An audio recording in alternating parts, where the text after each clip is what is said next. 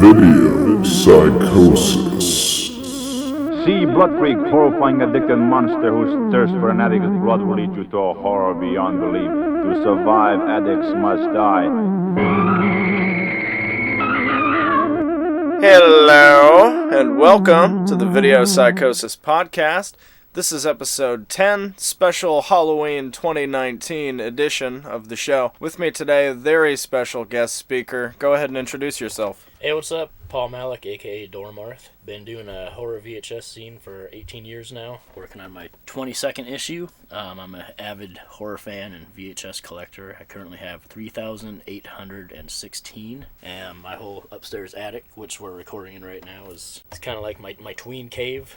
Horror movies, Halloween decor. I like to think of it as a little haunted house that's open all year. That's right. And for anyone who's seen documentaries like Rewind This or Adjust Your Tracking, then you've probably seen The Horror Attic. So it's awesome to be recording live here. We got the atmosphere going, surrounded by horror movies, so we're in just the right place to be talking about them. You write Dormarth's horror zine, and that's, what, the longest running horror zine in the Pacific Northwest? Well, as far as I know, it's the longest running horror VHS zine. I mean, there could be one I don't know about, but I know it's older than lunch meat. I'm sure there were some that were older, but they weren't specifically VHS, just because before DVD, of course, it's going to be all VHS, but, you know, after the DVD revolution, like, I stuck with VHS as far as the zine goes, so that's why I consider it probably the longest running one, because it's exclusively. But who knows, I could be dethroned any second, but as far as I know, no one's called me out. Right on. All right, so what we're going to talk about on the show today, you've prepared a list, and because it's Halloween, and that's horror movies are pretty much your big forte, we're going to have you go through a list that you've prepared personally of some of your favorite films, ones that you think are underrated. Definitely start out with my ultimate all-time favorite horror movie ever is Deranged Confessions of a Necrophile. It's about Ed Gein, and it's played by Roberts Blossoms, who is best well known as the scary old guy in Home Alone. Made 1974, definitely on my top. Obviously I have to talk about the George Romero trio. You know, he did more than 3, but I'm going to leave those other ones out. Not because they're later or 90s, just because there's CGI, and he kind of, I don't know, doesn't feel the same, but, you know, Yeah. Night of the Living Dead, Dawn of the Dead, Day of the Dead. Night of the Living Dead for me was the first horror movie I ever saw. I was 9 years old. I kind of luck out that way. You know, the first real metal band I got into was Slayer, so it's like I lucked out in getting into like the essential classics. Nice. Well, Slayer and, you know, Judas Priests, but that was a side note, but I really lucked out on the horror and metal front into like getting into like true classics early on and then like growing from there. Yeah. I might not be the oldest guy, but getting into it from the start. Not from the start, but, you know, from the old school classics, and then growing from there, you get a better appreciation for the entire genre. Yeah, I kind of had a similar experience myself where I was, you know, watched a lot of I've always been into horror, but when I started getting really into movies, I wanted to see, like, all the best movies of the genre and all that, and that was kind of like a takeoff and jumping into the obscure stuff, because after a while you see so many of those movies, you're like, I need something different now. Oh, yeah, that's what I really relate to with you. Like, I have a lot of friends who are into horror, and a lot of people that I meet at CryptCon, but like there's so many people who are just like, tell me about the ones you like, and it's just like a fucking classic hit list that you could write for them and be like, let me guess, the original Halloween, the big grossers of the 80s. It's like, yeah, they're fucking great for a reason, but like you can't just stop there. Yeah, it's always they're like, oh no, it's not just 80s hit list, I'll add a couple universal classics. It's like, well, of course, and of course. Well, you gotta branch out, you know. It's you gotta see as much of that stuff as possible. I mean, well, yeah, I mean it is. You gotta see the classics, but then that should just be like a diving board to kind of jump into more stuff. And of course you gotta have some classics in your favorites, but like your list shouldn't just be like, here are the 20 classics that I'll just fucking pass around to everybody, and everyone will be like, those are mine also. That's crazy. Wait, you also like Dario Argento films? Fuck. People don't know him. I'll say one thing about Argento, like, I like his stuff, I really do, but the fucking hype kills me, because so many people I meet, the main reason they're into Argento is because it's their way of explaining to outside culture that, look, the thing that I'm into can be respectable, it is art. It's like, I don't give a fucking shit what mom and pop down the street fucking Jane and Chris and fucking Tom think about my fucking tastes in music and fucking movies. Fucking quit fucking clinging on to this guy because you're proving to the world that it's an art form. Like, real art, for the most part, is not classified as art until after its time. Like Chester Turner. Yeah. Fucking Shakespeare. All right, so we've started off here with a couple that me and Tori actually discussed on the last show. Let's go into your next film on your list here, and that's Michael Mann's first film, if I'm not mistaken, The Keep. The Keep, yeah. The Keep, for one thing, like, I love Nazis on film. Like, I got a thing with Nazis. Like, obviously, I'm a fucking leftist and socialist, so we don't have to worry about that. But, like, you take away the genocide and the racism, those were some metal motherfuckers. Anyways, The Keep, obviously Nazis are in it, but it's got a soundtrack by Tangerine Dream. Mm-hmm. Yeah. It just has this vibe to it, and it's just creepy as hell, and the monster literally gets more horrifying as the movie progresses. And Michael Mann, from the story I know about it, the studio just kind of fucked him on it. He didn't really get it even close to his director's cut, and somehow he still is in charge of the rights. So he says, as long as I am still alive, it will never be released again. So the only way to watch it is some rip somewhere or to get the VHS. Yeah. Which I remember back in the day, the first time I found it, I didn't get it because I was on a movie hunting trip up in Snohomish County in Everett, and actually in Marysville. We came across this video store selling off most of their VHS, and I had like $10 left on me, and all their VHS were $10. And I found The Keep, and I think it was Sorority House Massacre Part 3. And I was like, oh fuck, probably The Keep. But then Sorority House Massacre Part 3 had a Joe Bob Briggs quote that was like, may not be the best movie or slasher, but definitely ranks as the movie with the most lingerie ever. And I was like, must see. So my other head took over in that decision, so that one won. So lingerie over Nazis this time. But I found it again, so I definitely bought that, and it still remains in probably my top 10. And that, aside from like arguably Manhunter, which isn't like a horror movie, but kind of has it leans in that direction a little because it's Hannibal Lecter. But I mean, those are really Michael Mann's only like kind of films in that genre. Yeah, definitely. Yeah. It's good shit though. Alucarda, my next one on my list. At first I was like, oh, that's Dracula backwards, but then I'm like, wait, no, it's a Dracula. I'm pretty sure that's not what that's supposed to be. But Alucarda was this like obscure Mexican. It's not quite an unsploitation, but it kind of is. It's this convent with these two little kids, and they kind of do some lesbian stuff, but they don't. And there's just like fucking satanic shit everywhere, and like nuns just wearing like, it literally looks like coffee bags, just like covered in shit.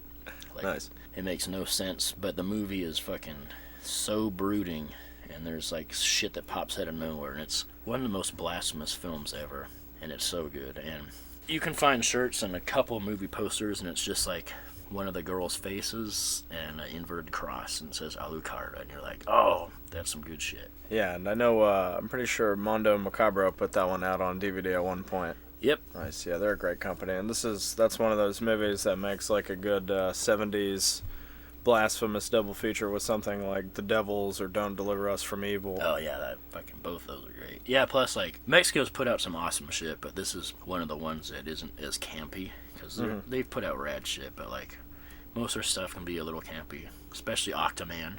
Oh yeah, I actually just watched that. Yeah, like which I fucking love, and obviously. Or something like the Brainiac, you know? Yeah, or all the Santo films. Yeah. Like, if you don't know about fucking Santo, what is cooler than a fucking Mexican wrestling superhero in horror films?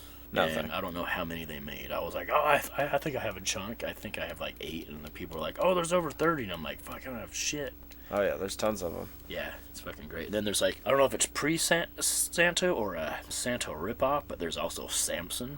It's like Samson in the haunted house. I'm nice. like, whoa, man. And there's branch-offs. Fuck yeah. Nice. What was the...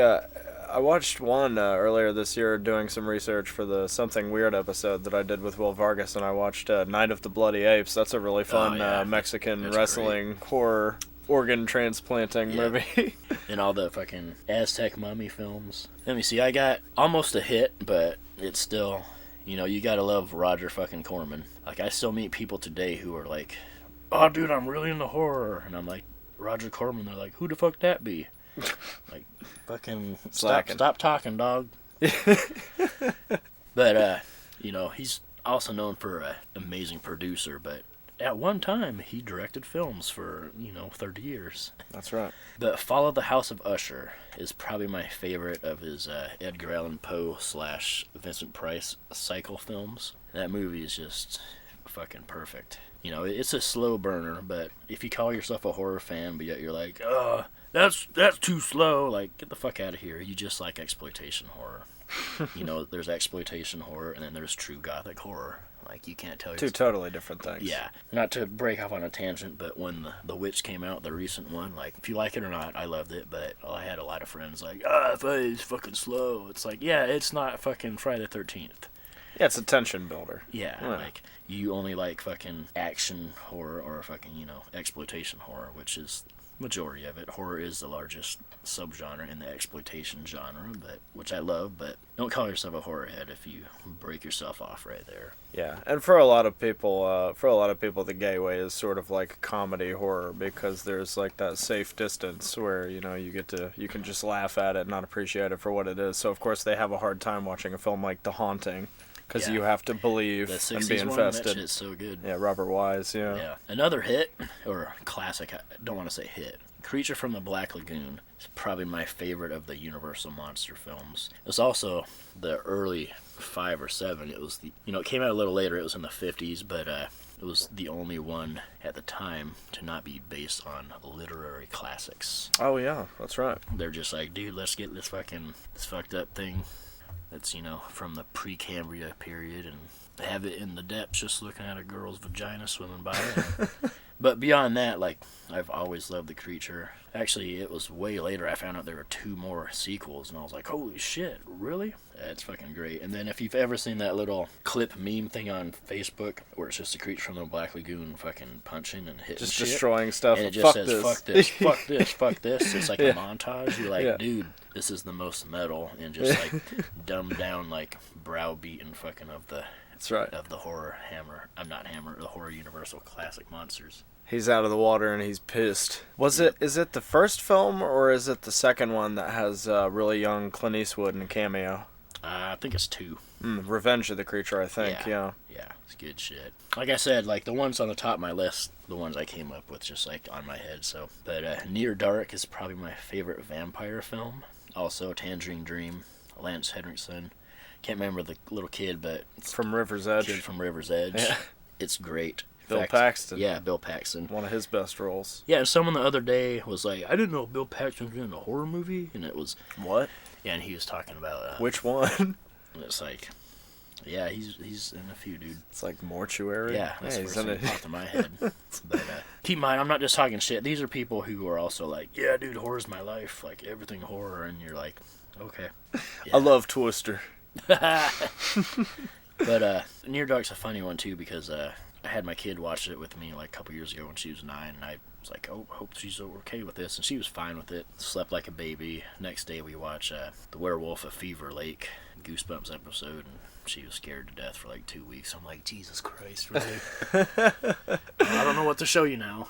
And Near Dark, like we talked about with Michael Mann, that film is directed by Catherine Bigelow, who's probably known mostly for like Point Break or like Zero Dark 30. She's done a lot of serious drama films and then also other stuff like Strange Days. But yeah, for her, Near Dark probably, I think, her only horror film, maybe her best film. Yeah, it's good shit. On to a few of my favorite shot-on-video films. So, shot-on-video, a lot of people don't like them, but the thing about shot-on-video is like, this is a timepiece. This is when you could literally get a camcorder, be a camcorder Coppola, make a backyard epic from the heart with your friends. The conviction and heart just bleeds through, and then get it picked up and distributed to mom and pop video stores everywhere. Like, that was right. It actually started some careers. Not that these careers fucking took off and made billionaires, but like, people are still making movies today who started doing this. That's right. The Polonia Brothers, Splatter Farm.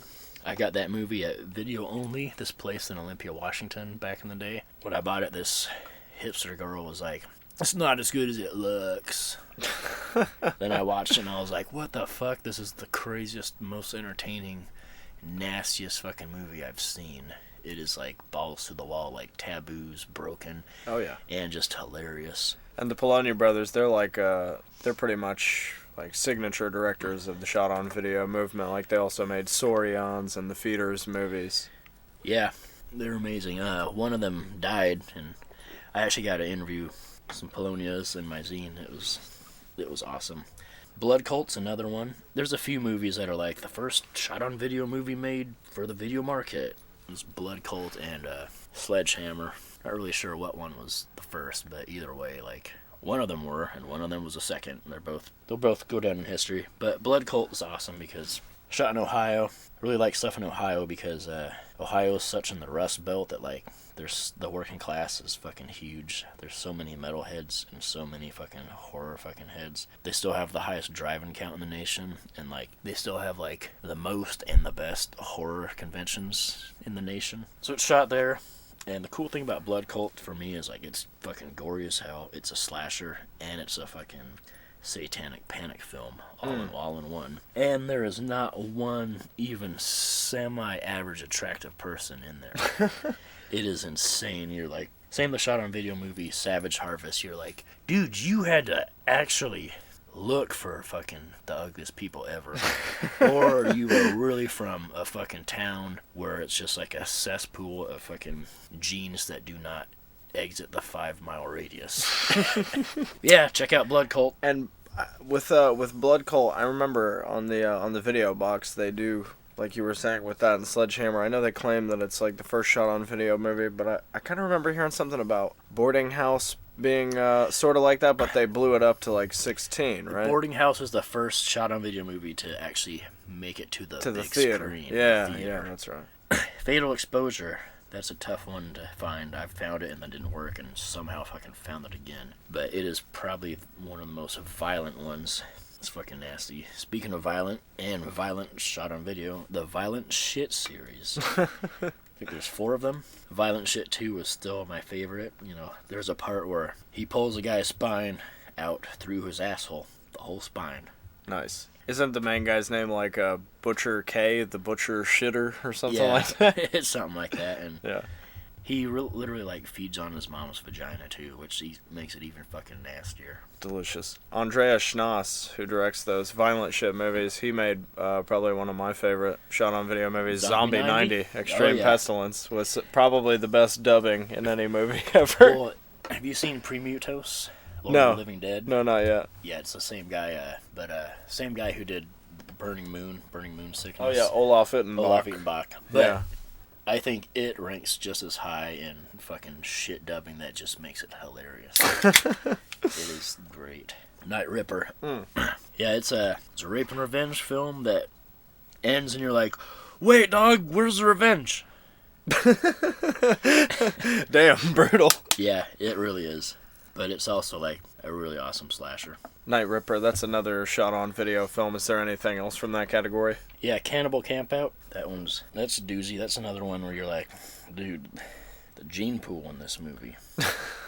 But, the same dude, can't remember the director, I don't know why, but the same dude also did I think John McBride. He also did Wood Chipper Massacre, and he also teamed up with the Polonius brothers on a whole bunch of stuff. But Cannibal Campout is hilarious. It's gory. Let me see another one. Satanic Attraction and Ritual of Death. I don't know if I'm pronouncing his name right. It's this Brazilian director, Fauzi Mansour. But he's a porn director, and then he decided to make 2 horror movies. And those horror movies are some of the most blasphemous and bloody horror movies you'll ever see. Not the best storyline or things for not having plot holes, but like visually fucking stunning. Satanic Attraction and The Ritual of Death. I think The Ritual of Death is probably my favorite out of the 2. Both put out by Elite Entertainment VHS. Really hard to find. I doubt they're on DVD. I'm sure you can watch it on YouTube. Try to at least find them on VHS before you just fucking watch it on YouTube. Leaf Jonker's Darkness. It's this guy from one of those states with nothing growing in it, just flat, some cornfields.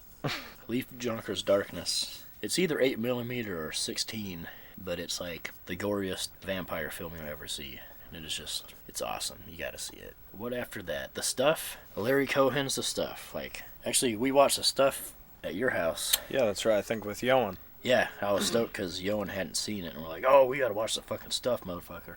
Yeah. Yeah, it's fucking hilarious. It's got so much social commentary. It's a gem. And you got Michael Moriarty doing that ridiculous Southern accent. Yeah, the drawl, the Southern drawl that just goes on forever. I'm gonna be on Law and Order.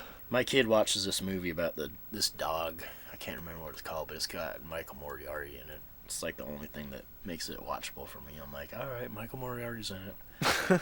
We'll watch that bullshit again. Moving on to, I guess, zombie stuff. I like zombie stuff, but after the 90s early 2000s haha zombie comedy craze that got out of hand and just took it into fucking pop culture, like, haha, dude, zombies and bacon. That kind of bullshit. Like, yeah, that's not what I'm talking about. Burial Ground, Andrea Bianchi. The Knights of Terror. Yeah. Truly bizarre movie. It's pretty much a poor man's zombie. Because zombie had millions to it.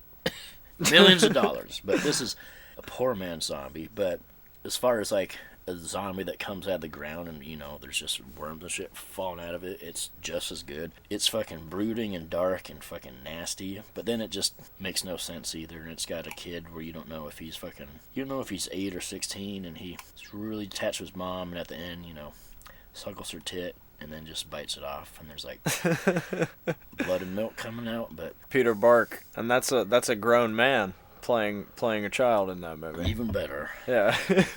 Yeah, that one's especially dear to my heart because not only do I love it, but on my 21st birthday, before I even drank, I went up to Scarecrow Video for the first time ever, which, if you don't know, is a non-profit now, a video store in Seattle, but it has the largest collection of home video on Earth. It's like 140,000 and growing. Something to be seen. But I went there, just produced shit for hours, and I remember buying Burial Ground used, buying Roger Corman's A Bucket of Blood. Oh, that guy, who's that again? Roger Corman. Cannibal Ferox. Oh yeah. A couple other things. Berto Lenzi. Yeah. I just remember getting those 3 on my birthday, and it was one of the best birthdays ever. So, Return the Aliens Deadly Spawn. It's put out on DVD as Deadly Spawn, but it's a really gory film about this UFO that crashes and releases some deadly spawns that come in this basement of this big house with all these people living there. You're not sure if they're family or not. Some of them are, but there's this kid who's like this horror fanatic, and he ends up like battling them and actually killing them. It takes place during a day that's raining the whole time, so they're just stuck in the house. It's a cool thing to watch in Washington State in the winter when it's raining all the time outside. But then you watch it and you're like, it's not actually raining, because there's a part where they're on the roof for a while and their shirts do not get wet. No. But it is just fucking pouring balls. And that movie, it's kind of got that like homegrown Nathan Schiff sort of feel to it. Yeah, the weasels eat my flesh, dude. Yeah, and then like I also like how instead of just like a straightforward monster movie, there's a few things that kind of twist on you that you wouldn't expect. Like characters that you think are a lot more important end up not making it, And then for back in the day, like, they're making some fucking vegan sauce with like pesto and all this kind of shit. You're like, and there's like old women doing it. You're like, man, these women are progressive as hell. This is great. Oh, they're totally gonna die. Yeah, that's an awesome I called one. it. They died. So, Madman, one of my favorite slashers. Madman Mars. Madman Mars. I'm not gonna dig in this too much. It's a fucking slasher. It does a good job on what it does. Die Monster Die. Boris Karloff. It's like a loose adaptation of H.P. Lovecraft's Color Out of Space. Mm-hmm. It's a slow burner. It's a brooder. But it's fucking fantastic. It's so good. Check it out. Messiah of Evil. It's a zombie film not in a shopping mall like Dawn of the Dead, but in a grocery store. But it's in Northern California, and it's kind of has the feel of The Mist, but with real mist, not CGI mist. It's got that awesome movie theater scene. Yeah. Where more and more, like, even though it is technically a zombie movie, they don't really behave like zombies in other film. It almost feels like people just suddenly being possessed all over this weird little town. Yeah, it's definitely all over the board. Men Behind the Sun is one put out by Dead Alive Productions back in the day. This is a movie that really showed the atrocities that the Japanese did in World War II. That's right, Nanking. Yeah, they did some fucked up shit, and they, everyone talks about the Nazis, all the fucked up shit they did, but these guys did some fucked up shit too. They pretty much redo them in this movie, and it's fucking nasty. And then there's a sequel called Laboratory of the Devil, which is just as nasty. Doesn't get talked about as much. No, it doesn't. Human Experiments. I really like the subgenre of like medical horror. In the 70s had a lot. Like Clonus, the Parts horror. Yeah, Night of the Bloody Transplant, that's another one. Dr. Gore. The Brain, a.k.a. Brain of Blood, which is by Al Adamson. Mm-hmm. Rest in peace, because was it his contractor fucking killed him to get like $20,000 extra or something? Yeah, that story is insane. The director of Dracula vs. Frankenstein and Satan Sadist. Yeah. Buried under his own home, I think. Yep, that's the story. Ruborg Massacre. It's fucking trippy and fucking weird. It's got it's pretty much like a GIMP movie. Not like in... Like Pulp Fiction. Not like Pulp Fiction GIMP, but like GIMP, like fucking... Like Castle Freak GIMP. Yeah, Castle Freak GIMP. I've never heard of that one. Yeah, it's pretty fucking... I rented it at I Love Video in Austin, Texas, and then found it on Amazon. Paid like $40 for it. What decade is that one? It's 70s. Okay. Equinox. Classic. Yeah, I found this somehow way before it even came out on Criterion. Mm-hmm. It was originally, I think, on Wizard Video under the name The Beast. Well, The Beast and Equinox. I have Wizard Video Equinox, but it came out as a Beast too. And they played it all freaking night one year. Oh, that'll be awesome. That was fucking great. But it's like stop motion, practical effects, fucking claymation galore. Yeah, got some cool monsters in it. And yeah. I think I would say probably like an influence on Evil Dead. I was going to say, this little movie called The Evil Dead ripped off some of the parts from it. Sure. But if you get the actual Equinox Wizard Video box, do not read the back. Because the back just says everything that happens in it. And you're like, what the fuck? Luckily, I didn't read till after I watched it, but someone else was like, yeah, let's see what this is about. And they're like, oh, I know now. I know everything. Speaking of 70s, The Abominable Dr. Phibes, which I have a tattoo of. Some more classic Vincent Price. Classic Vincent Price. One of his best roles. His best role and his favorite role. He always said that was my favorite role I've ever done. And it's based off of Anton LaVey from the Satanic Church. Like, that's what the character is based off. That movie has a lot in common with another film of his, like Theater of Blood, where it's basically a revenge movie and he's killing people in very specific ways. Yeah, Madhouse has some of that too. Yeah. The cool thing about Dr. Phibes is, like, all these satanic revenge fucking things, but it's still a fucking British flick, so it's like, you have the bumbling fucking Scotland Yard fuckers just taking forever with what they're gonna say, and just slow brooding British stuff that can be slow and a little boring at sometimes, but the sequel's fucking great too. That's Dr. Phibes Rises Again. Yeah. Curse of the Demon. Is that the 50s Jacques Tourneur movie? Yep. It's satanic shit from the 50s. It's really good. Really overlooked, but influenced a lot of stuff. Yeah, and that's the same director who did, I think, Cat People. Yeah. 1942. I saw that one in the theater, actually, Curse of the Demon. That was awesome. Yeah. For the Silver Scream Spook Show. Great movie. You know, movies back in the day about the whole witch hunt shit. Mark of the Devil 1 and 2, fucking way up there. Obviously, The Conqueror Worm, another Vincent Price fucking one. Also, The Incubus and The Incubus, 2 different films. One with William Shatner. The whole movie is in the language of Esperanto. It's like a made-up language, but it's an actual language. It's in black and white. It's fucking great. And then The Incubus, the John Ho directed movie, is fucking great. Watch them. What is the John Ho one? Incubus. I don't know anything about that one. Haven't watched in a long time, but there's an incubus fucking killing people, and there's a detective, and some shit goes down, but it's really satanic and not really gory, but really cinematic. You know, a lot of slow moving shit with a lot of things that creep and, you know, get under your skin before you even see them. It's great. I hope people know who the Shaw brothers are. Classic kung fu stuff, but then they also made movies like Super Inframan and you know. I think Run Shaw, motherfucker was like 99 or something like that. He finally decided to stop directing movies.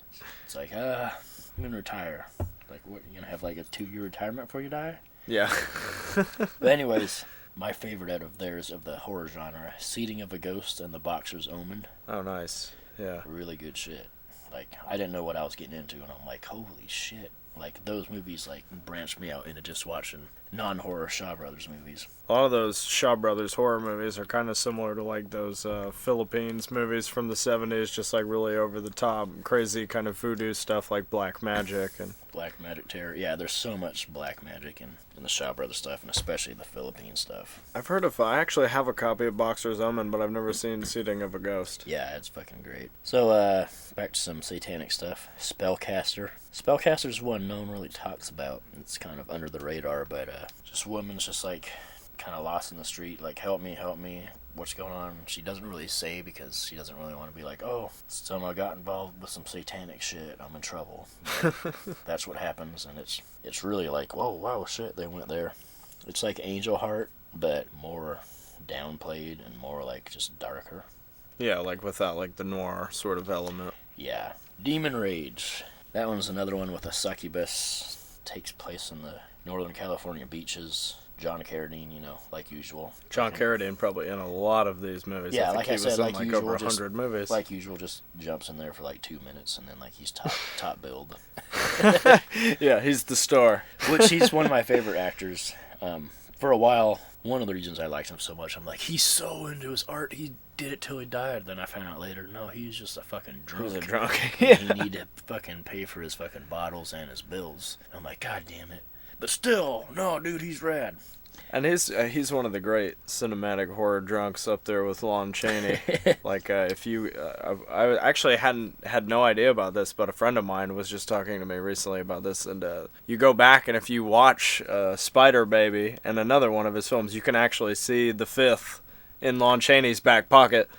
Like, just waiting for that cut to get yelled. Good shit. Fucking Death Dream. Death Dream, Is that Bob Clark? Bob Clark. The Vietnam movie, yeah. Yeah, the first film to come out against Vietnam, or the first movie to actually like talk about Vietnam without actually talking about it really. Mm-hmm. But yeah, it's fucking great. Definitely check it out. Yeah, that one is. I think Black Christmas gets a lot of attention for Bob Clark, and that is a classic. But Death Dream, I think, is just as good. And that movie has a very sort of Romero feel because it's also got the social context and stuff. And that scene where he, I really like that part.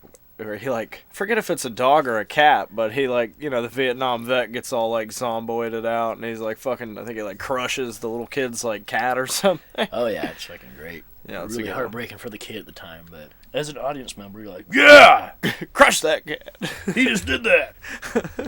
The Crimson Cult, also Curse of the Crimson Altar. It's got a few names, but Boris Karloff and Barbara Steele. Nice. And Christopher Lee. You mean to say, Barbara Steele! Oh, yeah. Barbara Steele! Little Crypticon memory there. Yeah, that movie is... You don't know what's happening, but then there's, like, these dream sequences, and it turns out there's, like, some satanic shit going down in the basement that people are forgetting about. Yeah, a lot of sadomasochism going on in there. A lot of fucking really hot shots of Barbara Steele and golden satanic horns. All this fucking crazy shit everywhere. To go back on the topic of the, I live in the horror world. It's like, name 5 Barbara Steele movies. Oh, yeah, seriously. Yeah, probably best known for, like, Black Sunday, but also in other great films like the Ghost and The Horrible Dr. Hitchcock. Yeah, The Horrible Dr. Hitchcock, the world's classiest fucking necrophiliac film ever. That's which right. was also played at All Freaking Night one year. They did, at the end because they knew people couldn't get through it, but I was like, oh shit, this is talking about a necrophile. And Barbara Steele, I think probably, I would say maybe the most iconic horror actress, maybe. Yeah. She was, technically the first Stream Queen was Fay Wray, but, this is the first one to actually, like, make what that means a thing. Yeah, Barbara Steele doesn't get enough attention. Back some old Hammer shit, Quatermass in the Pit. That's more Lovecraft stuff, yeah, right? Sci-fi horror, Lovecraft influence for sure. It's fucking so good. Dracula, Princess of Darkness. It's actually the second Hammer vampire flick with Christopher Lee. The first one's great, but the second one... they don't have to tell the story. The story's been told in the first one, so they can just branch off into stuff. Like, there's a long drawn scenes of like eerie fucking fall foliage countryside rides on horseback. It's just creepy as hell. And there's just other weird stuff just going on. It's just one where they took a lot more time just to do a lot more scenes that are more dramatic as far as like the look of it, not so much talking. And you're just like, whoa. That's fucking visual as hell. So that's why it's my favorite. And those Quatermass films, I've known about them for a long time. I've actually still not seen any of them. I planned on watching at least one for Halloween this year. Which film would you recommend to start with of the Quatermass movies? Definitely the first one, Quatermass in the Pit. There's one, they did, I can't remember what it's called. I think it's called the Quatermass Conclusion, which they made in the 70s. I don't even know if it's Ham or not. I still need to find it. I've seen it before, but in the beginning of collecting, you're like, you gotta juggle your money on what you're gonna buy and what you're gonna not. It's one I've seen and not been able to buy and want to get now. Pretty sure, it's not gonna be as good, but dude, it's the fucking conclusion. You gotta wrap that bitch up. Some more fucking Hammer shit. The Gorgon. Nice. Anyone seen fucking anything with Medusa in it, this movie is like, let's just make a movie about Medusa. Like, fuck, they did it. Good. Plague of the Zombies. Yeah, they got more Hammer there. Yeah, it's a slow burner. It's not the best, but it has a lot of talk about class. Like, they were all about talking about class, and so that's where the zombies came in. It was more of an allegory of the working class getting fucked in England. But the cool thing about this was a movie done at least 2 to 5 years before Night of the Living Dead. A zombie movie that wasn't a voodoo zombie movie like all the old black and white ones. Yeah, like I Eat Your Skin or something like that. Yeah, so this was a post-voodoo zombie flick, but pre-Night of the Living Dead, so it's really in its own little realm there. Ghoulies 1 and 2, out of all those little monster ones, like, they were the most satanic. And 2 takes place in a fucking haunted house carnival. Like, hell yeah. How much more Halloween can you get? I always loved the second one when I was a kid. Oh, fuck yeah. I mean, the whole reason I saw that movie was because of the post, like the VHS art where they're coming out of the toilet. So yeah, they're so cute. Oh, my God. The second one is awesome. It's got that midget from Seinfeld. Yep. Some other stuff, like the guy gets, they kill that guy and then they mummy him up, put him in the sideshow. Yeah. I'm pretty sure that midget was also in Willow. That's pre-Full Moon. Yeah. Band Brothers, back when it was, Empire Pictures. Yeah. And then Full Moon decided to be like, let's make 100 different small creature movies. Thingies. Yeah. Which I'm fine with. Go for it. So, Humanoids from the fucking Deep. That's one of my all-time favorites. In fact, on one of the VHS Facebook forums today, someone posted a lot of movies, and it had the Humanoids from the Deep sequel on there. Not sequel, remake. And someone was like, yeah, Humanoids from the Deep. And I was like, that's the fucking remake, right? And they're like, no, there's a remake? And I'm like, yeah, I still haven't seen it, but pretty sure you can't beat the first one. So, oh, no. Humanoids from the Deep is the best creature from the Black Lagoon. Not rip-off, but, same vein. Yeah, it's a rip-off of the monster. It's got some social commentary in there. Mm-hmm. Like a lot of it. And yeah, like conservationism. Yeah, conservationism. Logging industry getting fucked over. There's a lot of stuff about fucking the way we treat Native Americans in there, too. Yeah, Vic Morrow's like a racist fisherman who's an asshole. Yeah. It's also got a lot of... I wouldn't call it rape, because it is rape, but it's a different species. It's monster trying rape. to impregnate someone. Not... It's interspecial loving. Tit and tat, tomato, rape, rap... Rapé. Rapé, yeah. I'm not talking about the music form, but... But anyways, it's Humanoids fucking... of the Deep is awesome. That movie rules. Some yeah, great gore in there. Yeah, and the end takes off with a fucking great alien ripoff, fucking blasted from the stomach.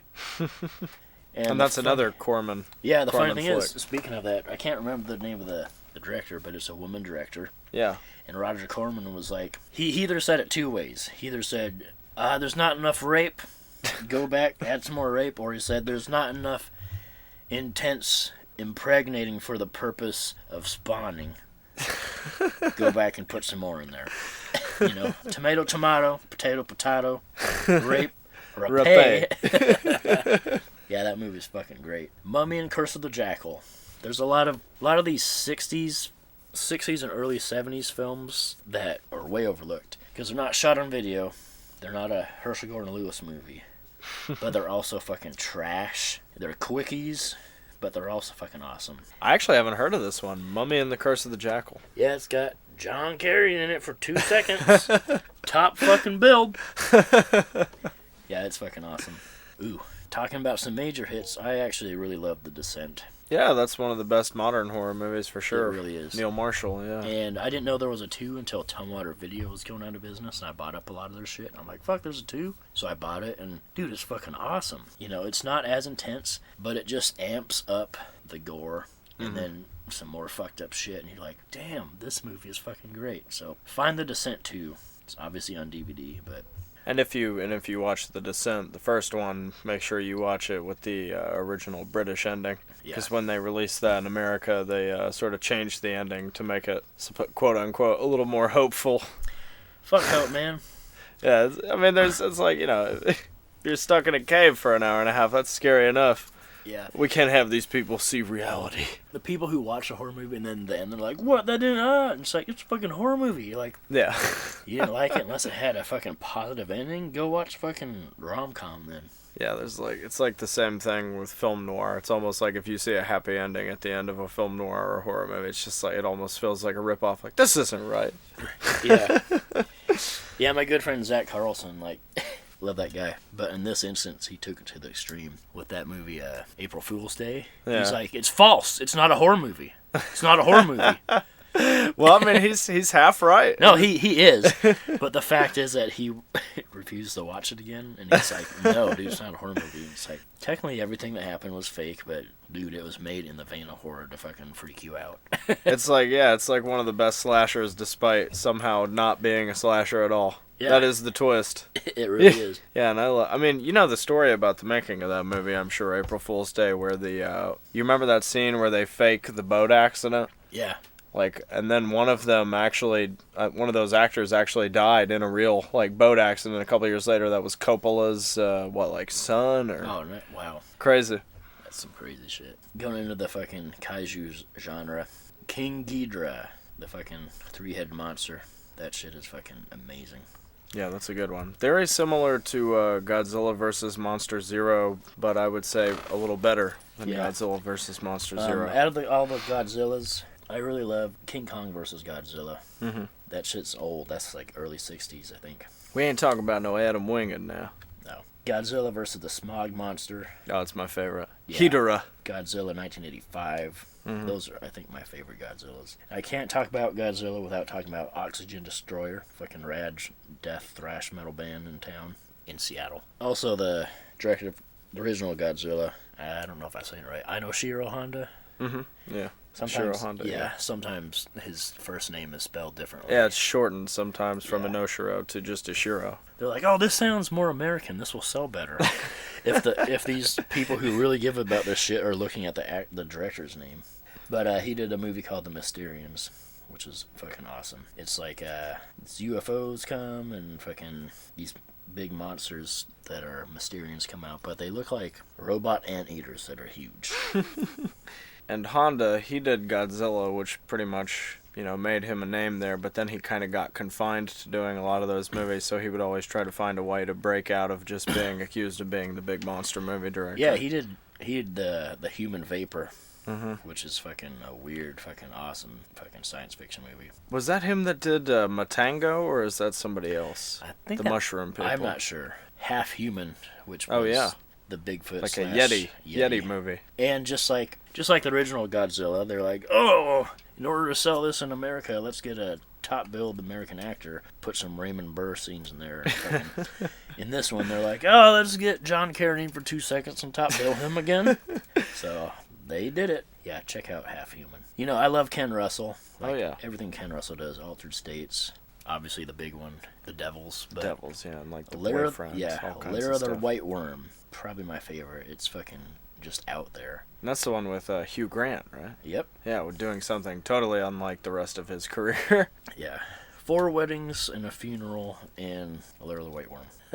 But it's also, if anyone doesn't know, it's a Bram Stoker novel. Mm-hmm. And anyone who doesn't know who Bram Stoker is, I'm not gonna fucking tell you. Not a horror head. Or just not into history. If you don't know history, you're gonna repeat it, you idiot. Go all George Santayana on him. Yep. So, The Mask of Fu Manchu was the first Fu Manchu movie.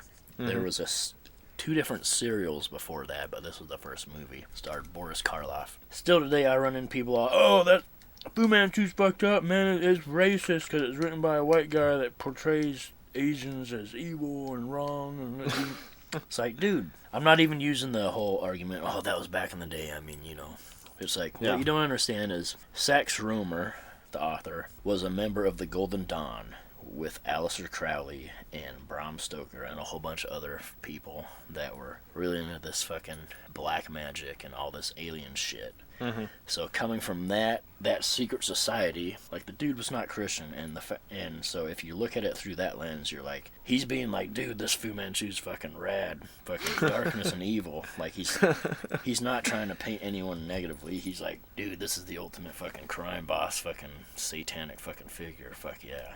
And a lot of people, I mean, just can't, the context is just different to people today because they don't understand the historical significance, so they make these, like, quick assumptions without knowing much. And even if you can't agree, you're like, oh, yeah, the books are racist because of that simple point that someone is writing about a different culture and making this evil crime lord fucking satanic boss. But it's like, dude, it's a fucking horror genre. It's exploitation. Okay, even if you establish that it's racist, fucking watch it. It's fucking great. Yeah, it's the most important thing is to watch it and see for yourself. Yeah. And that way you have an informed opinion. You're not just, like, spouting the same thing you parroted from other people a million times. Yep. I mean, all the other Fu Manchu movies with Christopher Lee are fucking great. The Sellers one, which was more of a comedy, but still fucking nasty and awesome. They're all great, but, like, this one started out. This one was in black and white and with Boris Karloff. Probably, like, the most darkest and most sinister one. It's really awesome. The Hidden with Kyle MacLachlan. Oh, that's the guy who directed Nightmare on Elm Street 2, Jack Shoulder. The Hidden is fucking so good, so underrated. At least in the storyline. There's a lot of stuff that takes place in the Olympic rainforest. Like, not in the movie, but a lot of stuff that he talks about. Yeah. But there's literally an alien that likes fast cars, heavy metal, and women. Hell yeah. And, like, the opening scenes are this guy possessed by the alien or the alien inhabiting this guy's body and trying to pull off a bank robbery. Yep. And then there's, like, a high-speed car chase through California. Yeah, that movie kicks ass. Yeah, it's fucking great. I first saw that movie on the Sci-Fi Channel a long time ago. Fuck yeah. And then I found, like, the 2-tape Anchor Bay release. So, Science Crazed. It's super hard to find. I fucking somehow hit the jackpot way back in the day at Half Price Books in Tacoma and got it for like $2. Nice. You can't make sense of this movie at all, but it's entertaining if you like this kind of shit. Science Crazed, that's like another 16mm movie, right? Yeah. Mm-hmm. And when Rewind This was up here filming me for Rewind This, like, the director was like, that's my all-time, like, my video I've been, my whole unholy grail. Do you have that? I'm like, yeah, dude, I do. And he just held in his hands for a while, sniffed the box. Same shit I do, but I was like, it was nice to see that. I know, put it back on the shelf. So, Don Dohler directed these next 3, Alien Factor, Night Beast, and Blood Massacre. Probably Night Beast, the most famous of those. A lot of people are just getting into that movie because there's clips from it in that film Mandy with Nicolas Cage. He's watching it on TV at one point. Man, I still want to watch that movie, but yeah. I think he's from Baltimore. Yeah, it wasn't shot on video, but a lot of it was 16, some of it was 8. It's just like, same thing was shot on video, except this guy was a little better, but like so heartfelt and just fucking so entertaining. They did a documentary on him called Blood Beast Breasts. Check it out, it's good. Like, that guy has my fucking heart, man. Those movies are fucking amazing. Oh, William Castle. William Castle was a director who paid audiences to not audiences, people to protest his movies. Rig the seats in theaters with fucking tinglers and electric shock shit. Shocking the audience. Yeah, being like, if you have a heart attack, we'll pay for your fucking medical expenses. The nurse in the lobby. Yeah. Skeleton that flies out over the crowd during House on Haunted Hill. Yeah. But the Tingler, that I actually saw that on the big screen the first time at All Freaking Night, and they actually set up some seats with tinglers. I did not get it, unfortunately, but nevertheless, I was like, this movie's great. The original 13 Ghosts, fucking great. Mr. Sardonicus, I saw that at All Freaking Night. It's fucking so good. Brain of Blood, I'll talk about that again, Al Adamson, 70s fucking medical horror fucking... It combines medical horror with some of the tropes of the Frankenstein world, where it's got like the gimp dude helping him out, who ends up fucking going, kind of stealing the movie, stealing the scene. Sort of like the Renfield sort of character, Yeah. Jess Franco did a lot of shit Like, I like a lot of his stuff, but one of his movies that is actually like, whoa, this movie doesn't even, like, it's got Franco-ness to it, but it's also like, this one seems professional, like, is Faceless. You gotta check out Faceless. That's one of his 80s films, and that's basically a sort of way gorier remake of the French film from 1960, Eyes Without a Face, which is also great. Yeah, it is. For anyone who lives in Olympia, you can actually rent Faceless on DVD at Rainy Day Records. Yep. Which is how I saw it for Halloween a couple of years ago. Great movie. Mutant Man is another shot on video of 90s, actually. It's not much to it. I'm not really going to explain it, but check it out. Another one, Microwave Massacre. Yeah, you got to check out Microwave Massacre. That's a shot on video gem. Jackie Mason, Jackie Gleason, Jackie something like that. It's the head star. And he's just got the dry fucking no bones comedy, but it's fucking hilarious. I'm so hungry I could eat a whore. Shit like that. But the premise is, it's what it is. It's fucking hilarious. Check it out. Joe D'Amato, that's the AKA for his Italian name. Aricide Massasesi. He did a lot of good shit, like Bio Omega, but my favorite. Beyond the Darkness, Beyond the Darkness. Anthropophagus, which was put out on VHS as the Grim Reaper. But the Grim Reaper does not have the scene where he eats the baby. Yeah, that's right. And you gotta have that fucking scene. This is another baby-eating movie on this list, along with Cannibal Campout. Yep. Gotta eat them babies, man. Gotta get that protein. Gotta get the stem cells from before they're harvested. Christopher Reeve style. And Anthropophagus, that was on the video nasty list. Oh yeah, for sure. Yep, with a lot of stuff that made sense and a lot of stuff that didn't. Yeah. I do like the cannibal cycle stuff. The obvious Jungle Holocaust, Eaten Alive. The one that started out was The Man from Deep River, which was Umberto Lenzi. Deodato's known as the guy, but Umberto Lenzi actually started it out, and then made his huge contributions to with Eaten Alive and Cannibal Ferox. Yeah, so definitely check out The Man from Deep River.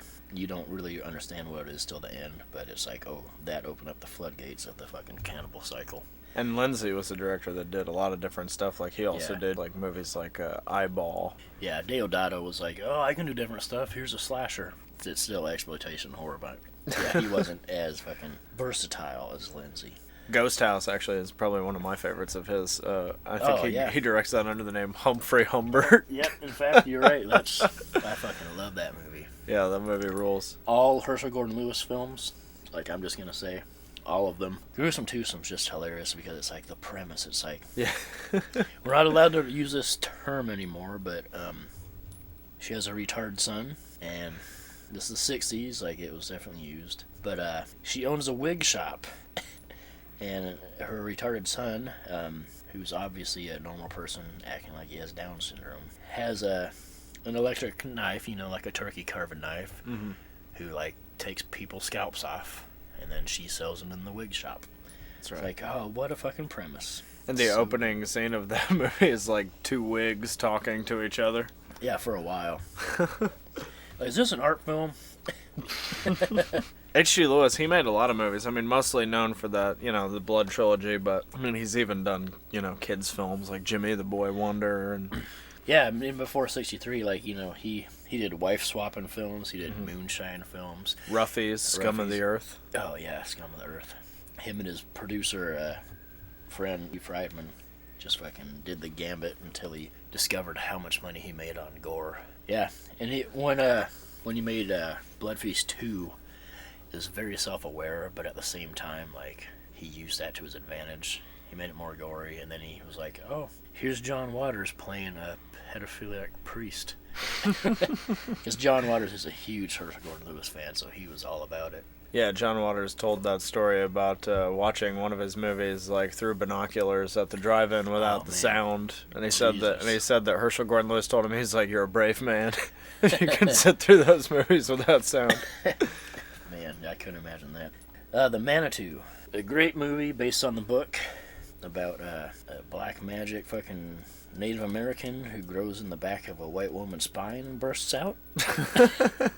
Not a lot of movies with that plot. No. It's fucking great. Talk about Savage Harvest, talking about the ugliest people on earth. But you gotta see that. That's some good shot on video shit. The Boogans and The Strangeness are both movies, either from the 70s or late 80s, or early 80s, about, like, miners and fucking weird hoodoo fucking monsters. The Suckling I found at my favorite antique shop ever, which is now not there anymore, in, what was that town just south of Manzanita, Oregon? Seaside, Oregon, is this antique shop in a red barn that had rad shit. Always had good stuff. But I found this movie called The Suckling, put out by York, which was like late 90s. I'm like, oh, this looks cool. But not knowing that it was a movie shot in the early 80s that got shelved until York put it out in the fucking late 90s, early 2000s. It's about a fucking whorehouse that, you know, normal whorehouses, they flush down abortions down the toilet. And one of these abortions gets caught up with some nuclear waste and grows into this monster, and then it comes back up through the sewers and destroys tricks and horrors. That like takes over the brothel. Yeah, and it's like great. That movie is funny because it's like a precursor for sort of like more modern movies like Hanger, but then also you've got, you know, it's like it's crazy because it's not just like any sort of, it doesn't feel like one specific genre of movie. Like it's a gross out movie, but then you've also got like that body horror feeling, like where the what is it, like the placenta covers up the windows and the doors so they can't get out of the whorehouse. And, and there's also like some really broad like John Waters humor. Like one of the Johns is getting, I think, like dildoed by a prostitute, and he's wearing one of those like little, you know, the spinny caps. Oh, like, like in the 1950s, they had those little, the hats that had the wheel that constantly turns on your head. Yeah, no, The Suckling is awesome, and Vinegar Syndrome just put out a really great Blu-ray of that, restored that, and it looks phenomenal. Yeah, I remember at Crypticon, the Vinegar Syndrome guy handing in my zine where it has a suckling in it. And I'm like, but this ain't from you guys, it's from York. The distributors of Ice Grill. Yeah. You know, the Philippines had a lot of crazy stuff, but they also had, like, really heartfelt good stuff. The Beast of the Yellow Night and Terror is a Man. Such good shit. Check out those movies. They're just, it's probably like the classiest B movies you'll get from that era, the 70s in the Philippines. But definitely, you know, just heartfelt monster shit. The Children's like, it's like part zombie, part like fucking little kid fucking shit. It's creepy. It's really good shit. Death Ship. Another one where Nazis show up for no reason. But Death Ship is, you're literally on a fucking big, huge boat that's haunted by the phantom ghosts of Nazis. And that's all the premise is, and that's all you need to know. Make a good double feature with Shockwaves. Yeah, there's a good bloody shower scene. The blood from the shower head goes over breasts. I guess if we're talking about Nazis, no one really talks about this movie, The Invisible Agent. You know, The Invisible Man, that movie had sequels. Invisible Man Returns, Invisible Woman. And then The Invisible Agent is someone who infiltrates Nazi Germany, and he's just straight up wearing a Nazi outfit with, you know, it's got literally the SS helmet with the death's head on it. And then there's some really racist shit against Asians. Not from the Nazis, but from the Americans making this movie. Oh, yeah, the Nazis, they were wrong. Oh, but these fucking Asians. It's like, whoa, okay, wasn't expecting that. And Shockwaves, like you just mentioned, probably one of my top 10 movies of all time. It's an American zombie movie about the SS experimental side created mutant zombie men who rise from the sea and are just like zombies that can't get killed, and they're just like fighting warriors, but it turns out they can get killed by taking off their glasses and seeing sunlight. But it's got John Carradine in it. Another top billed role. Yeah. But he's in more than just like 2 seconds of this movie. He's the captain of the boat who's like, don't worry about me, I know what the hell I'm doing. Peter Cushing's in there looking like a skeleton with skin over his face. It's actually, there's not much actual violence or gore, but the soundtrack is fucking creepy. The mood's really creepy. There's a lot of night scenes, and it's just, everything is just done so creepily and so, like, it's so good. Yeah, all those shots of, like, the zombies coming out of the water are really cool. Yeah, and the music just when it happens. Nekromantik 1 and 2. Jörg Buttgereit, another German filmmaker here. Nekromantik, it's about this dude who works in Germany cleaning up a roadkill, and one of the roadkill happens to be a human. His sex life with his girlfriend is getting a little boring. She's like, oh, let's spice it up with a corpse. So he brings it home and they both fuck it. Like, how do you fuck a corpse? Oh, it's easy. You place a plumber's pipe where the penis was. Does she put a condom on it or not? I can't even remember. It's probably just for chafing. Obviously, you're not going to get an STD. The thing I remember the most is when his old lady, like, kind of sucks the eyeball out of the skull and, like, kind of, like, just sucks on the eyeball a little bit. And I think she, like, spits it back in the socket. Yeah. Pretty gross. Also, maybe the first movie to have a ejaculating blood scene way before Antichrist. Yeah. But the coolest part about that movie is that she runs off with the corpse.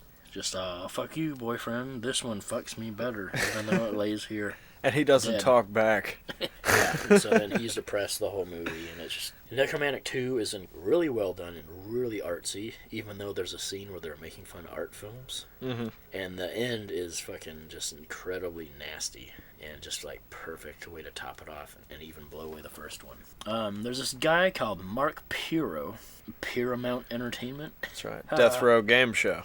Yep. Nudist Colony of the Dead.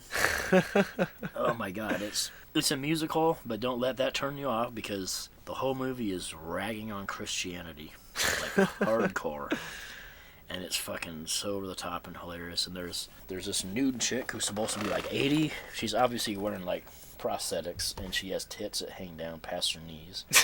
And everything she says, she just whips them around, and unbeknownst to her, are like hitting people in the face. Yeah. With her tits and. Some nice comic relief there. Oh, it's hilarious. The same guy did Curse of the Queer Wolf, where you get bit by a lycanthrope, and all of a sudden your lists go limp, and a fucking handkerchief grows out of your back pocket. It is the funniest shit ever. It's also got a few cameos. It's got Uncle Forey, the head publisher of Famous Monsters of Filmland. He's in Curse of the Queer Wolf. That's how classy he is. Abominable Snowman, that's the Hammer outing of the Abominable Snowman. I remember seeing that on TV back in the day and thinking it was awesome. Snow Beast.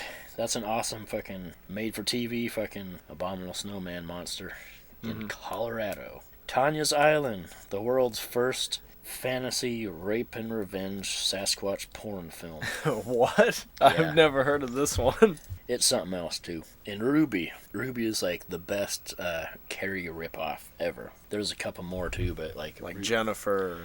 Yep, but Ruby, number one on that fucking list. So there's one I've looked for forever. Screams of a Winter's Night. I seriously looked everywhere. Online, everything. And then I was on the Gentleman's Guide for Midnight Cinema. Mm-hmm. And I talk about a lot of movies, and I talk about that being like my holy grail. And then like a week later, my stepbrother came to my door with that movie. He's like, I heard it, and I looked for it, and I found it. And I'm like, how the fuck do you find that? Yeah. I don't know, it was just there. All right. And that's like an anthology horror film. I know Code Red supposedly was supposed to put out a Blu-ray of that recently. Yeah, anthology horror film. It was like a college... I there's so many times they're like, oh, this is a student film. It's like, only because they were students. Yeah. But any other thing, you'd be like, this fucking lowbrow independent shit, but, this is a student film. It's like... So anyways, this was my thesis. Yeah. But it's awesome. It goes all over the place. There's a Bigfoot in there, but they call it the Moss Man. Nice. Ain't no fucking moss, it's fucking hair. Fright House, that's a almost anthology, but it's got Grandpa Lewis. Yeah, it's a two-prong. Grandpa Lewis and main dude from Night of the Living Dead. Burning Moon, aka Burning Moon Sickness. We talked about that a little earlier, but the end of it, they're in hell, and one of the great hell sequences in movies. It's like at least 10 minutes of just like non-stop torture and real fucking effects. People getting their teeth ripped out, all this fucking shit. People like being ripped in half, and yeah. I would put Burning Moon up there. Like, I wasn't crazy about that movie, but that last 20 minutes is insane, and I think it's right up there with movies like This Night I'll Possess Your Corpse and Jigoku as one of the best hell sequences ever put on film, for sure. Yeah, and like we said, the same guy who did Premutos. Premutos doesn't have a hell scene, but at the end it's got a zombie killing scene, where at the time it has the highest zombie deaths, and it does a roundup total with like gunshots at the end. Yeah. And it's like definitely over 100, maybe over 200, but like same thing, like it's not in hell, but like the last 10 minutes just like killing zombies. But it's not just killing zombies, like every zombie gets killed, it's just like they literally had like a whole setup piece for this zombie to fall apart and just spew guts everywhere. Like, it is like, I don't know how many hours it took for him to like do this actual gore piece and setups. It's so fucking good. And Olaf Ittenbach, I think The Burning Moon, probably his most well-known movie, but he's also got stuff like Black Past. Yeah, Yeah, he's got some good shit. Not only the director, but he does all the effects too. And the writing, he wrote the screenplay for these movies. It's like, okay, cool. No screenplay there. Close up on spine being removed. Yeah. Person says, ouch. On to next victim. Most all Fulci films. There's a little stuff at the end that are a little boring, but like House by the Cemetery with Dr. Freudstein. It's fucking amazing. City of Living Dead, aka The Gates of Hell. Gates of Hell, yeah. Still I saw that in the theater. I saw that at All Freaking Night way back in the day. You know, he did so much shit. Like, we don't have to talk about him because if you don't know him, you should just watch all his movies. Yeah, Fulci is one of those guys known mostly for like Zombie or The Beyond, but then the further you dig into his catalog, he's got like some of that like nunsploitation horror, like Demonia, and then he's also got like Murder Rock and films like The New York Ripper and Manhattan Baby. Yeah, New York Ripper, like that's a fucking exploitation slasher if I've ever seen one. And then he goes back in the giallo, like Don't Torture a Duckling.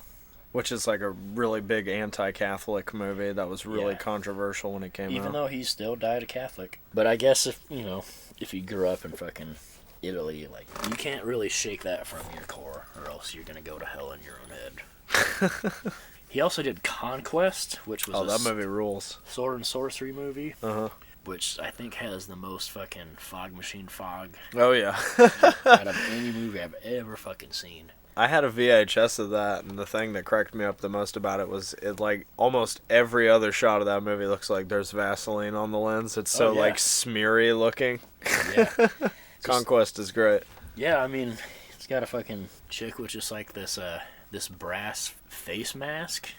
That's it. And no, we'll cover her up with Anaconda. Oh, that's not hotter. There's also a really great head cracking in there in Conquest. Yeah. Dog Soldiers. Another Neil Marshall movie, director of The Descent. Yep, that movie, holy shit. Like, that's a movie that's actually scary. And actually, like, fucking intense. And has amazing fucking werewolves. Speaking of werewolves, all Paul Naschy werewolf films. Like, if you don't know about Paul Naschy, like, after, not the director, but after Franco fell as, the dictator, the floodgates kind of opened in Spain as far as like, there's no censorship. So like, shit got crazy. It also, Paul Naschy, the guy who did all the Tombs of the Blind Dead, which is also on my list. Tombs of the Blind Dead, that whole series, they all got their starts from the floodgates opening. Paul Naschy had a fucking boner for fucking werewolf films. Like, oh my god, he did so many. He eventually did a lot of other shit, but like, he fucking loves werewolves, and you can tell, not just by his output, but just if you see any movie. The only movie of his I've actually seen, I haven't seen any of the werewolf ones, but I have seen Blue Eyes of the Broken Doll, which is an interesting sort of wannabe sort of giallo film. Yeah, that one's fucking great. Evil Spawn, it's pretty much a remake of Roger Corman's Invasion of the Bee-Girls, except it's by Camp Motion Picture. And it also has John Carradine in it for 2 seconds. Top build. Top build. It's got Bobby Breezy from Mausoleum in there. Hot as always, but a lot of shit fucking Camp Motion Picture put out, like Hollywood Chainsaw Hookers, Death Row Diner. That shit, you gotta check that out. Yeah, it's 80s cheese, but like, real 80s cheese, not shit like, ha ha ha, look at this 80s, ha ha ha. Definitely anything J.R. Bookwalter put out. His first movie, The Dead Next Door, was the most expensive 8mm film ever. He actually made, I think, half the movie and then realized the fucking audio didn't work, so he had to redo it. And then he eventually, Sam Raimi found out about his project and helped fund the rest and got it completed. It's like a homage to Romero and other movies, and like all the characters in there, have last names like Todd Romero. Yeah. Ed Raimi, shit like that. And Bookwalter, he also made movies like Ozone and Zombie Cop. Yeah, The Sandman. Yeah, he's definitely a shot-on-video classic. Yeah, Witch House 2. The Brain That Wouldn't Die. That's a fucking classic schlock. Nice. Like, The Brain That Wouldn't Die is a movie, if it wasn't made in its time, it would have been a shot-on-video movie in the 80s. Yeah. Like, it's fucking schlock. Even more schlock here, They Saved Hitler's Brain. It's pretty much the same movie, but, you know, the title explains it. It's the brain that wouldn't die, but it's Hitler's brain that wouldn't die. They saved Hitler's cock. If they got enough asbestos in the water, like, it could be called the square mustache that's still there. It's not Chaplin's.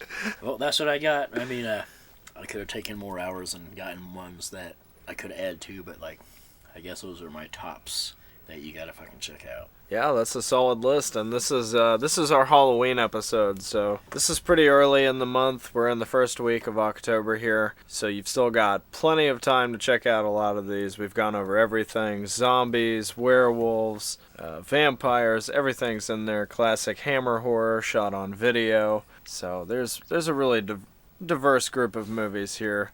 Pretty much everything that's important to the history of horror, I think we've gone over here, from slashers to these, sort of subgenre movies like Nazi exploitation, all that. Paul, you're very knowledgeable. I have to say it's an honor having you on the show. Hell yeah, fucking glad to do it. Look Dormarth's Horror Review up on Facebook. Follow it so you can find out when it comes out. I put it out for free, so follow it. I'll be at Crypticon talking about some of this same shit and other obscure shit. It's good shit. Come to the fucking Oli VHS Swap Fest. That's right, Oli VHS Fest 2020. Video Psychosis, we're sponsoring an event January.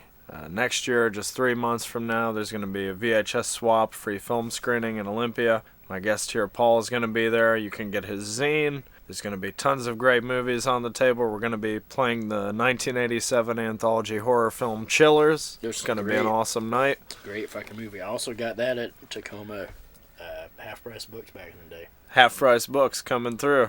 Yeah. That's right. Shouts to them.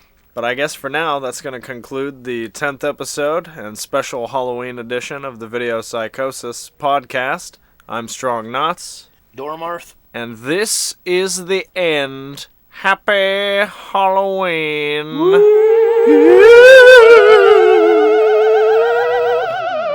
Video Psychosis.